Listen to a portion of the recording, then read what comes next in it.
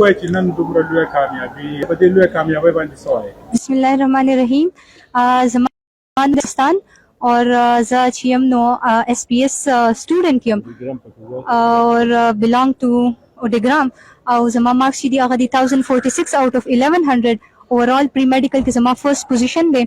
او زه نن په دې باندې ډېره زیاته خوشحاله یم. دا زمونږ د پیرنټ سپورټ و دا هو چې هغه زموږ سره تھرو آوټ د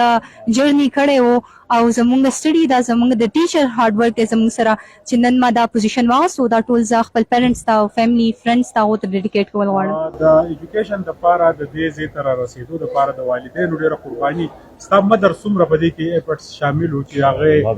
تا باندې د کور کار ونه کړو په تا باندې پخلی ونه کړو نو دا وخت ستا مور که ګوري نو هغې ته څه وایې د هغې دپاره ستاسو څه الفاظ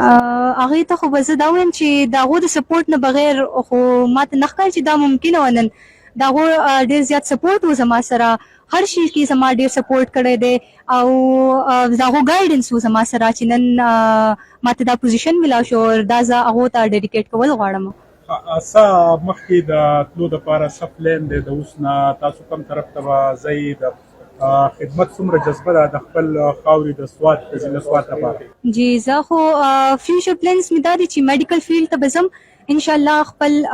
د غریب عوام له دوله څه کول غواړم او دا obvious دا چې د هغو خدمت کول غواړم خپل کنټري سرو کول غواړم نو میډیکل فیلډ ته به ځم انشاءالله. جهان مننه د خبرو کولو. تھینک یو سو